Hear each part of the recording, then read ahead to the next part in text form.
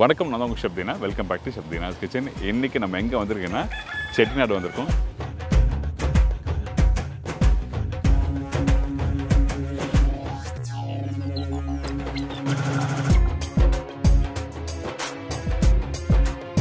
இந்த செட்டிநாடில் பண்ணுற இந்த தக்காளி குழம்பு எப்படி பண்ணுறது கேட்டு தெரிஞ்சுக்க போகிறோம்.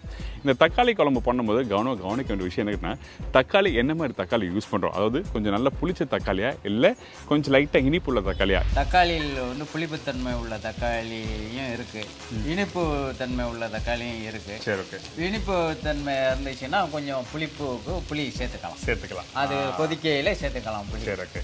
நல்லா புளிப்பாக இருக்க தக்காளினா புளிப்புக்கு வந்து புளி தேவையில்லை. சரி, ஓகே. ஸோ இந்த மாதிரி விஷயங்கள்லாம் நிறைய இருக்கு.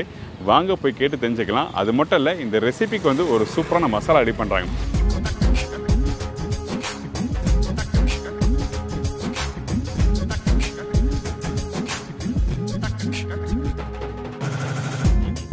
இப்போ அந்த தக்காளி குழம்பு நல்லா கொதிக்கும் போது அந்த எண்ணெய் மேலே அப்படியே வருது, நீங்க சொன்ன மாதிரி. ஆமாம், நல்லா திரண்டு அந்த ஆயில் வந்து மேலே கக்கும். சூப்பர். கக்குனதுக்கு பிறகுதான் அந்த வந்து அந்த பச்சை வாசம்லாம் போய் நல்ல ஒரு ஃப்ளேவர் இருக்கும். ரொம்ப சிம்பிள், ரொம்ப ஈஸியான ஸ்டைலில் இந்த தக்காளி குழம்பு எப்படி பண்ணுறது சொல்லி கேட்டு தெரிஞ்சுக்க போகிறோம். வெள்ளை சாதத்தோட தரீங்களா? ஆமாம், வெள்ளை சாதத்தோட சேர்த்து சாப்பிட்டா தான் நல்லாயிருக்கும். சாப்பிட்டு டேஸ்ட் பண்ணுங்க சார். சரி, ஓகே சார். பிரமாதம். சந்தோஷம் சார். நல்லா வெரி குட் தக்காளி குழம்பு. இந்த ரெசிபி சொல்லித்தர போகிறவங்க யாரு கேட்டால் திரு முருகேசன். இவங்களை பற்றி எல்லாருக்குமே தெரியும். நம்ம ஆல்ரெடி வந்து எண்ணெய் கத்திரிக்காய், அதுக்கப்புறம் வந்து சிக்கன் செட்டிநாடு எப்படி பண்ணுறது சொல்லி நம்மளுக்கு சொல்லி கொடுத்துருக்காங்க. இதை தொடர்ந்து நம்ம பார்க்குறது இன்றைக்கி தக்காளி குழம்பு. வணக்கம் சார். சார் வணக்கம். எப்படி இருக்கீங்க? நல்லா இருக்கேன் சார். நல்லா இருக்கீங்களா? நல்லா இருக்கு, ரொம்ப நல்லா இருக்கேன். நல்லா சார். சிக்கன் செட்டிநாடு நிறைய பேர் நிறைய விதமாக பண்ணுவாங்க. ஆனால் இந்த செட்டிநாடில் பண்ணுற இந்த ரெசிபியை வந்து எப்படி பண்ணுறோன்னு சொல்லிட்டு அழகாக விளக்கமாக வந்து கணேசனும் நீங்கள் சொன்னாங்க.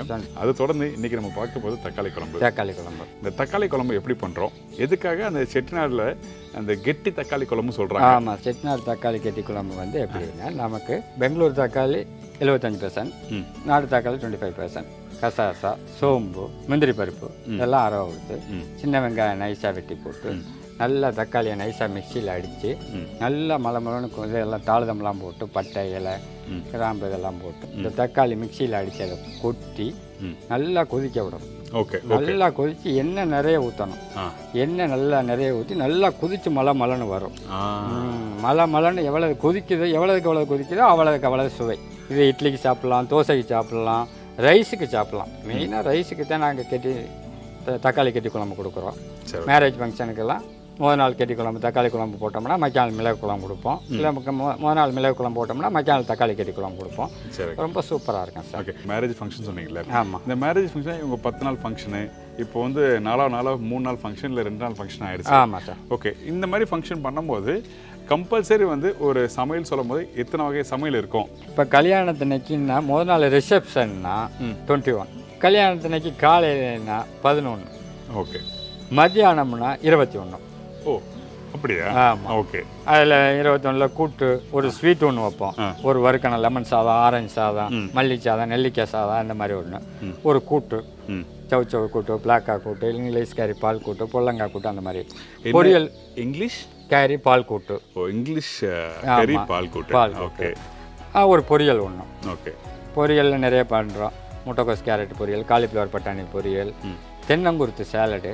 ஓ, தென்னங்குருத்து சாலடு, தென்னம்பாலை பொடி மாசு, இதெல்லாம் பண்ணுறோம். இங்கே பார்த்தீங்களா, ஏகப்பட்ட வெரைட்டிஸ். ஓகே சார், போலாமா? ஓகே, வாங்க. வேறு நம்மக்கிட்ட சின்ன வயசுலேருந்து வேலை பார்த்து இன்னைக்கு நல்ல பெருங்கொண்ட செட்டிநாடு சமையல் மாஸ்டர் நம்பர் 1 பண்ணிக்கிட்டு இருக்காரு. இன்னைக்கு தக்காளி கெட்டி குழம்பு கணேசன் மாஸ்டர் வைக்கிறார். ஓகே. இந்த தக்காளி குழம்பு ஆரம்பிக்கும் போது அப்பா இருக்கும்போது ஆரம்பிச்சாரா, இல்லை இப்போ நீங்க ஸ்டார்ட் பண்ண பிறகு? இல்லை, அப்பா காலத்துலேருந்து தக்காளி குழம்பு எல்லாமே செட்டிநாடு மிளகு குழம்பு இந்த மாதிரி எல்லா செட்டிநாடு ஐட்டம் பூரா வெரைட்டிஸ் பூரா அப்பாட்ட இருந்து கற்றுக்கிட்டதே நாங்கள். ஓகே. இப்போ எங்கள்கிட்ட இருந்து எல்லாரும் கற்றுக்கிட்டு நல்லா பண்ணுறாங்க. கணேசனை வந்து எவ்வளோ பேருக்குலாம் சமைச்சிருக்காங்க கூட? எங்கள்கிட்ட 10,000 பேர் 15,000 பேருக்கெல்லாம் பண்ணியிருக்காங்க சார். சரி, ஓகே. நான் வணக்கம். வணக்கம். இந்த தக்காளி குழம்பு வந்து பர்டிகுலராக வந்து இப்படி பண்ண தக்காளி குழம்பு நல்லாவே இருக்காது, இந்த மாதிரி பண்ணாதான் நல்லா இருக்கும் அப்படி எதனா விஷயம் இருக்கா? தேவையான பொருளை சேர்த்து நல்லா திறக்கி விட்டு செய்தோம்னாவே நல்லாயிருக்கும். அது வந்து நல்லா வெந்து அந்த ஊற்றின ஆயில் வெளியில் கக்க வர வெந்தாலே நல்லா டேஸ்ட் வந்துடும். சரி, ஓகே. ஸோ இந்த தக்காளி குழம்பு 2-3 நாள் வச்சும் சாப்பிடலாம், நல்லாயிருக்கும். இந்த குழம்பு பண்ணுறதுக்கு தேவையான பொருட்கள் பார்த்துடலாம். சரி, தக்காளி 3/4 கிலோ, சின்ன வெங்காயம் ஒரு 100 கிராம், பெரிய வெங்காயம் ஒரு 1/2 கிலோ, முந்திரி 50 கிராம், பிரிஞ்சி இலை ஒரு 2 இலை, பட்டை 2 பட்டை, 2 ஏலக்காய், கல்பாசி ஒரு 3 பாசி, கசகசா ஒரு டீஸ்பூனு 2 ஸ்பூனு, வெந்தயம் ஒரு டீஸ்பூன், சோம்பு 2 டீஸ்பூன், பூண்டு ஒரு 100 கிராம், கருவேப்பிலை ஒரு தேவையான அளவு, தேங்காய் வந்து 1/2 மூடி தேங்காய், கொத்தமல்லி ஒரு கைப்பிடி, மிளகாத்தூள் வந்து ஒரு 3 டீஸ்பூன் அளவு, மஞ்சத்தூள் 1/2 டீஸ்பூன், தேவையான அளவு உப்பு, நல்லெண்ணெய் சமைக்கிறதுக்கு தேவையான அளவு. இப்போ ஃபஸ்ட்டு நம்ம என்ன பண்ண போகிறோம்? ஃபஸ்ட்டு வந்து ஆயிலை வந்து கடாயில் ஊற்ற போகிறோம். நல்லெண்ணெய் எதுக்காக நம்ம யூஸ் பண்ணுறோம், என்ன விஷயத்துக்காக யூஸ் பண்ணுறோம்? நல்லெண்ணெய் வந்து உடம்புக்கு வந்து நல்லது, கொலஸ்ட்ரால் இருக்காது, வராது. முன்னோர்களே சொல்லியிருக்கிறாங்க, வைத்தியனுக்கு கொடுக்குறத வாணிபனுக்கு கொடுன்னு சொல்லியிருக்கிறாங்க.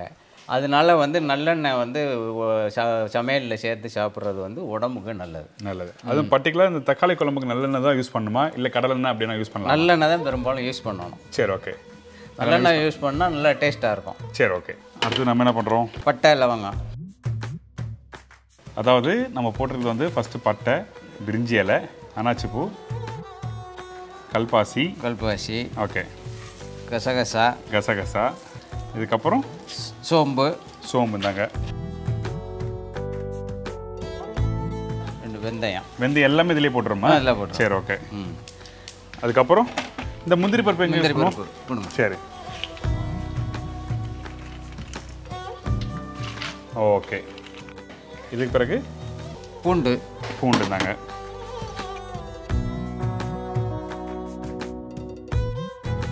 சின்ன வெங்காயம். சரி, ஓகே. செட்டிநாட்டில் வந்து பெரும்பாலும் சின்ன வெங்காயம் சேர்க்காம எந்த இதுவும் செய்ய மாட்டோம். இப்போ சின்ன வெங்காயம் போட்டுருக்கோம். அதாவது ஃபஸ்ட் நம்ம என்ன ஊற்றிருக்கோன்னா நல்லெண்ணெய். ஏன்னா வீட்டில் பண்ணும்போது ஃபஸ்ட்டு என்னென்ன மசாலாக்கு யூஸ் பண்ணுறோம் பாருங்கள், ரொம்ப சிம்பிளான ரெசிபி தான் இது, நீங்கள் வீட்டில் சட்டன் பண்ணிடலாம். இப்போ வந்து பெரிய வெங்காயம். ஓகே. நமக்கு எதுக்காக இந்த சின்ன வெங்காயம் யூஸ் பண்ணுறோம், பெரிய வெங்காயம் யூஸ் பண்ணுறோம், என்ன காரணம்? சின்ன வெங்காயம் வந்து கொஞ்சம் சேர்த்துக்கிறது நல்ல டேஸ்ட்டு கிடைக்கும். ஓகே. பெரிய வெங்காயம் அதிகமாக சேர்த்தோம்னா கொஞ்சம் இனிப்பு ருசியாக இருக்கும். ஓகே, அதான் விஷயம். அதுக்காக வந்து சின்ன வெங்காயம் கொஞ்சம் சேர்த்துக்கிறது. சரி, ஓகே. சின்ன வெங்காயம் காரம் எல்லாம் இருக்கும். அதாவது நல்லா டேஸ்ட்டாக வர்றதுக்கு வந்து சின்ன வெங்காயம். அதுக்கப்புறம் இந்த பெரிய வெங்காயம் யூஸ் பண்ணுவோம், அந்த இனிப்பு தன்மை வரும். ஸோ இதுதான் மசாலா. இதில் வந்து தேங்காய் பூ, மிளகாப்பொடி, தக்காளி எப்போ போடுறோம்? தக்காளி இப்போ இந்த கொஞ்சம் வெங்காயம் கொஞ்சம் நல்லா வதங்கினதுக்கு பிறகு தக்காளி போடுறோம். ஓகே. இந்த தக்காளி குழம்பு பண்ணும்போது நிறைய பேர் புளி தண்ணி யூஸ் பண்ணுறோம், நானே யூஸ் பண்ணியிருக்கேன். இந்த காரைக்குடியில் அதாவது செட்டிநாடு சமையல் வரும்போது ஏன் புளி தண்ணி யூஸ் பண்ணுறதில்ல? அதாவது புளிப்பு தக்காளியில் வந்து அதிகமாக வந்து இப்போ குழம்பை வந்து எல்லாம் இது பண்ணி திறக்கி விடுறோம்ல, அப்போ எடுத்து டேஸ்ட் பண்ணி பார்க்கணும். தக்காளியில் வந்து புளிப்புத்தன்மை உள்ள தக்காளியும் இருக்குது, இனிப்பு தன்மை உள்ள தக்காளியும் இருக்குது. சரி, ஓகே. இனிப்பு தன்மை இருந்துச்சுன்னா கொஞ்சம் புளி சேர்த்துக்கலாம். அது கொதிக்கையில் சேர்த்துக்கலாம் புளி. சரி, ஓகே. நல்லா புளிப்பாக இருக்க தக்காளினா புளிப்புக்கு வந்து புளி தேவையில்லை. சரி, ஓகே. இனிப்பான ருசி உள்ள தக்காளியாக இருந்துச்சுன்னா கொஞ்சம் புளி சேர்த்துக்கலாம். பார்த்தீங்களா, இந்த தக்காளியிலே வந்து அந்த டேஸ்ட் தன்மைக்கு ஏற்ற மாதிரி அந்த பொருட்கள்லாம் மாறுது. அதுவும் பர்டிகுலராக பார்த்தீங்கன்னா இனிப்பு தக்காளி யூஸ் பண்ணும்போது புளிப்புக்கு வந்து புளி யூஸ் பண்ணலாம். இதே நல்ல புளிச்ச தக்காளி, நல்ல புளிப்பு தன்மை உள்ள தக்காளி யூஸ் பண்ணும்போது அந்த புளியை யூஸ் பண்ண வேண்டியதில்லை. ஸோ இதுதான் நீங்கள் வீட்டில் யூஸ் பண்ணும்போது, வீட்டில் சமைக்கும் போது வந்து இந்த மாதிரி விஷயத்தை அழகாக புரிஞ்சுட்டு நீங்கள் வீட்டில் பண்ணால் ரொம்ப நல்லாயிருக்கும். இந்த அளவுக்கு பொன்னிறமாக வெங்காயம் இதெல்லாம் வதங்கினதுக்கு பிறகு இப்போ வந்து தக்காளியை போடுறோம். சரி, ஓகே. இந்த தக்காளி யூஸ் பண்ணும்போது நல்ல பழுத்த தக்காளி, புளி தக்காளி யூஸ் பண்ணணும். நல்ல பழுத்த தக்காளி, புளிப்பு தக்காளியை யூஸ் பண்ணணும். இந்த இடத்துல இந்த நாட்டு தக்காளி, பெங்களூர் தக்காளி சொல்கிறோம்ல, ஆமாம், எது யூஸ் பண்ண நல்லாயிருக்கும்? நாட்டு தக்காளி தான் வந்து ருசியாக இருக்கும், புளிப்பு தன்மை இருக்கும், நல்லா பேஸ்ட்டும் கிடைக்கும். சரி, கிரேவியும் நல்லா வந்து நாட்டு தக்காளியில் கிடைக்கும், நல்லாயிருக்கும். சரி, வீட்டில் பண்ணும்போது எல்லாரும் வந்து இந்த மாதிரி நாட்டு தக்காளி கிடச்சுன்னா யூஸ் பண்ணுங்க. நாட்டு தக்காளி கிடைக்காதவங்க பெங்களூர் தக்காளி, அந்த இடத்துல புளிப்புத்தன்மைக்கு புளி யூஸ் பண்ணோம், ரைட்டா? ஆமாம், புளிப்புத்தன்மை இல்லைன்னா டேஸ்ட் பண்ணி பார்த்து புளி கொஞ்சம் சேர்த்து நல்லா கொதிக்க விடலாம். சரி, ஓகே. நான் அந்த வீட்டில் நீங்கள் தக்காளி குழம்பு நிறைய விதமாக பண்ணியிருப்பீங்க. ஆனால் இந்த மாதிரி ஈஸியான மெத்தட் தான். எல்லாத்தையும் நல்லா வதக்கிட்டு அதுக்கு பிறகு பார்த்தீங்கன்னா நீங்கள் இதில் வந்து மசாலா போட்டு மிக்ஸ் பண்ணி தாளித்து அப்படியே இறக்கலாம். தக்காளி ஓரளவு நல்லா அந்த பச்சை வாடை இல்லாத அளவுக்கு வதக்கிக்கணும். சரி, ஓகே. இப்போ வந்து மிளகாத்தூள் வந்து 3 டீஸ்பூன் அளவு. சரி, ஓகே. மஞ்சத்தூள் வந்து 1/2 டீஸ்பூன். சரி, ஓகே. இதில் தனியாத்தூள் போடலாமா? தனியாத்தூள் வந்து தேவையில்லை, வெறும் மிளகாத்தூள் மட்டும்தான். வெறும் மிளகாத்தூள் போதும். எதுக்காக நார்மலாக வந்து நம்ம சவுத் இந்தியன் சமையல் எந்த ஒரு சமையலாக இருந்தாலும் அந்த தனியாத்தூள் யூஸ் பண்ணிருப்போம். அதாவது வீட்டில் குழம்பு தூள் பண்ணால் கூட அந்த மிளகா, முழு தனியா, சுக்கு, மிளகு இந்த மாதிரிலாம் வந்து காய வச்சு பவுடர் பண்ணுவாங்க. ஏன்னா நம்ம பெரும்பாலும் வந்து சவுத் இந்தியன் ரெசிபியும் தனியாக யூஸ் பண்ணுவோம். ஆனால் இந்த ரெசிபிக்கு நம்ம அதாவது மல்லி வாசம், அந்த தானியா வாசம் வருங்கிறதுனால சேர்க்காம இருக்கா. சரி, ஓகே.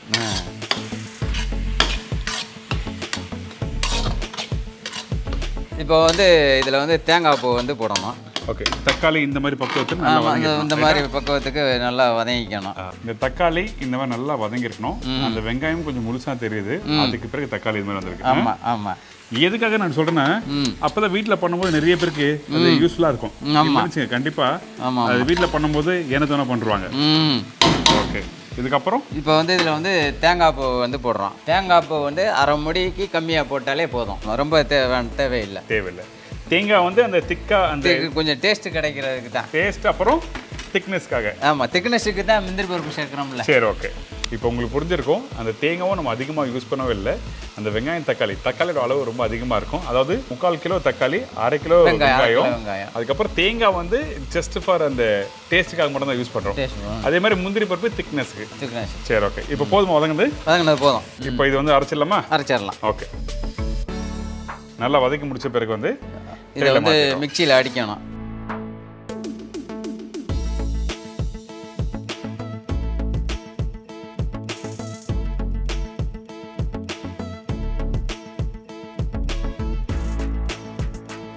மசாலா வந்து நல்லா அரைச்சி வதக்கினதெல்லாம் நல்லா அரைச்சி ரெடி பண்ணியிருக்கிறோம். சூப்பர்.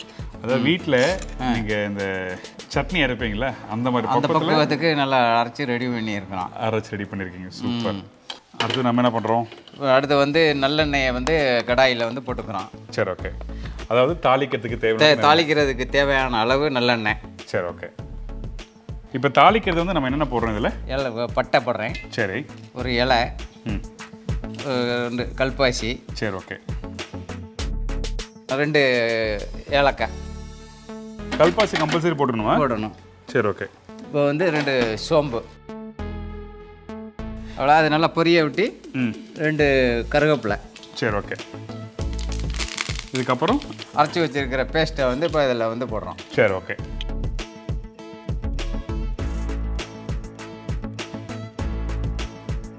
இப்போ வந்து தேவையான அளவு இந்த தண்ணி வந்து சேர்த்துக்கலாம். சரி, ஓகே. அதாவது அந்த அரைச்சி வச்சிருக்க பேஸ்ட்டில் வந்து ஆமாம் தேவையான தண்ணி ஊற்றி நல்லா மிக்ஸ் பண்ணுறோம். உப்பு வந்து தேவையான அளவு. இப்போ அவ்வளோதான், ரைட்டா? ஆமாம். சரி, ஓகே. இப்போ இதில் வந்து திருப்பி தண்ணி ஊற்றணுமா? ஆமாம், ரொம்ப வந்து இறுக்கமாகிடுச்சுன்னா கொஞ்சம் தண்ணி சேர்த்துக்கலாம். சரி, ஓகே. இப்போ இது நல்லா கொதிக்கணுமா? நல்லா கொதிக்கணும். சரி, ஓகே. இப்போ கொதிக்க அந்த எண்ணெய் வருமா? ஆமாம், கொதிக்க அந்த எண்ணெய் ஆனது கக்கம். எவ்வளோ நேரம் ஆகும்? 15 நிமிஷம் ஸ்லோ ஃபயரில் வச்சு நல்லா வந்து கொதிக்க விட்டு அந்த ஆயில் வெளியில் கக்கி நிறம் வந்து இப்போ ப்ரௌன் கலராக ரெட் கலருக்கு வரும். அந்த அளவுக்கு கொதிக்க விட்டு இறக்கி வச்சாகும். இப்போ நல்லா கொதிக்கிட்டோம். ஸோ இப்போது இந்த மாதிரி காரைக்குடி ரெசிபின்னு சொல்லும்போது செட்டிநாடு ரெசிபின்னு வேறு என்ன மாதிரி ரெசிபியில் நீங்கள் பண்ணுவீங்க? வெஜிடபிள்ஸு, பிராமின் கட்டி குழம்பு, ஐர மீன் கட்டி குழம்பு, மிளகு குழம்பு, மாவுடிஞ்சி கட்டி குழம்பு. அது அந்த மாவிஞ்சி சொல்லுவாங்க, ரைட்டா? மாவிஞ்சி. சரி, ஓகே.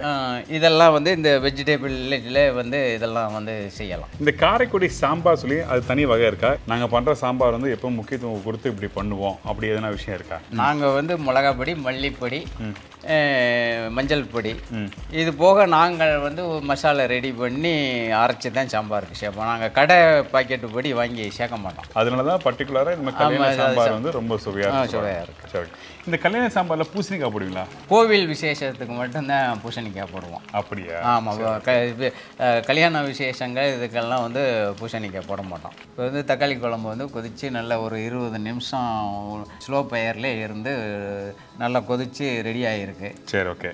இப்போ அந்த நல்லா அந்த தக்காளி குழம்பு நல்லா கொதிக்கும் போது அந்த எண்ணெய் மேலே அப்படியே வருது நீங்கள் சொன்ன மாதிரி. ஆமாம், நல்லா திரண்டு அந்த ஆயில் வந்து மேலே கக்கும். சூப்பர். கக்குனதுக்கு பிறகு தான் அந்த வந்து அந்த பச்சை வாசம்லாம் போய் நல்ல ஒரு ஃப்ளேவர் இருக்கும்.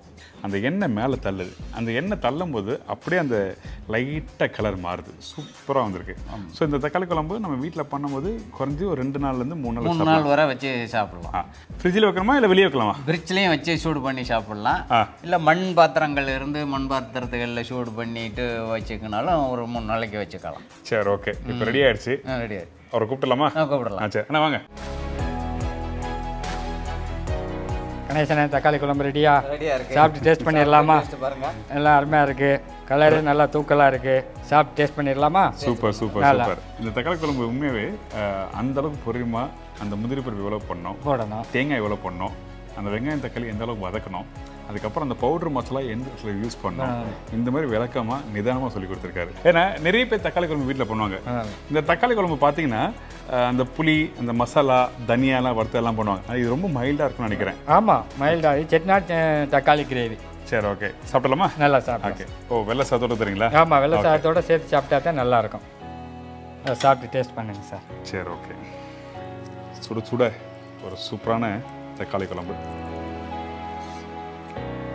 சார். பிரமாதம். சந்தோஷம் சார். நல்லா வெரி குட். தக்காளி குழம்பு.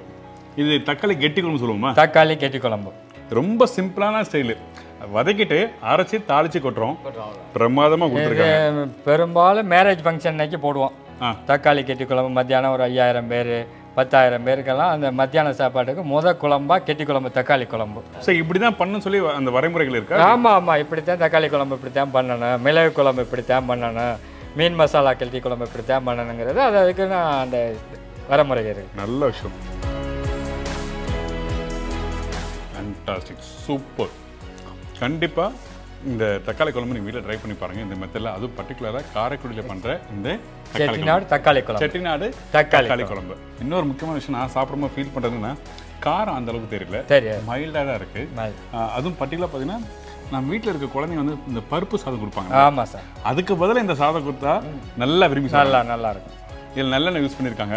அந்த நல்லெண்ணெய் வாசனை நல்லா தெரியுது. அதுக்கப்புறம் அந்த தக்காளி புளிப்புத்தன்மை வந்து ரொம்ப ஷார்ப்பான புளிப்புத்தன்மைலாம் இல்லை, ஒரு மைல்டான புளிப்புத்தன்மை. காரம் பார்த்தீங்கன்னா சாப்பிட்டு முடிச்ச பிறகு இந்த இடத்துல காரம் தெரியுது. ஆமாம், சூப்பர் சூப்பர். ரொம்ப மைல்டாக தான் இருக்கும். ரொம்ப ரொம்ப நன்றி சார். ரொம்ப சந்தோஷம். இன்னைக்கு நேரத்தை ஒதுக்கி நல்லா ஒரு அருமையான செட்டிநாடு தக்காளி குழம்பு எப்படி பண்ணுறது சொல்லி கொடுத்துருக்கீங்க. நல்லா சார். இந்த மாதிரி தக்காளி குழம்பு யாரை கேட்டு வராங்கன்னா நீங்கள் பண்ணி தருவீங்களா? தக்காளி குழம்பு மட்டும் இல்லை, நல்லா நீங்கள் கேட்ரிங்லாம் பண்ணுறீங்க. நல்லா சார். எந்த ஃபங்க்ஷனாக இருந்தாலும் நல்லா வந்து பண்ணி கொடுப்போம் சார். சரி, ஓகே. நல்லா 5000 பேர் 10,000 பேர் 15,000 பேர் வரைக்கும் பண்ணி கொடுக்குறோம். சரி, ஓகே. காரைக்குடி மட்டுமா இல்லை மற்ற ஊருமா? Whole India. Whole India. Super, நல்ல விஷயம். Asian catering, America Natesan, Nedungudi, Ambalpuram, Pudukkottai மாவட்டம். Cell number 94442511 9003695 318. நல்ல ஒரு காரைக்குடி ஃபுட்டு நம்ம வீட்டு ஃபங்க்ஷன் என்ன பண்ணணும், அதாவது ஒரு கல்யாணம் பண்ணாலும் வந்து சாம்பார், ரசம், வத்தக்குழம்பு, பொரியல் இது மாதிரிலாம் பண்ணியிருப்பீங்களே, ஒரு சின்ன சேஞ்சஸ்க்கு இந்த மாதிரி வேறு விதமான சாப்பாடுலாம் பண்ணணும்னு சொல்லி ஆசைப்பட்டீங்கன்னா அந்த டைமில் கண்டிப்பாக கான்டாக்ட் பண்ணலாம். ரொம்ப நன்றி சார். ரொம்ப நன்றி. தேங்க்யூ. இதே மாதிரி இன்னொரு சூப்பரான ரெசிபி இன்னொரு ஊரில் உங்களை சந்திக்கிறேன். நன்றி, வணக்கம். See you, bye bye, take care.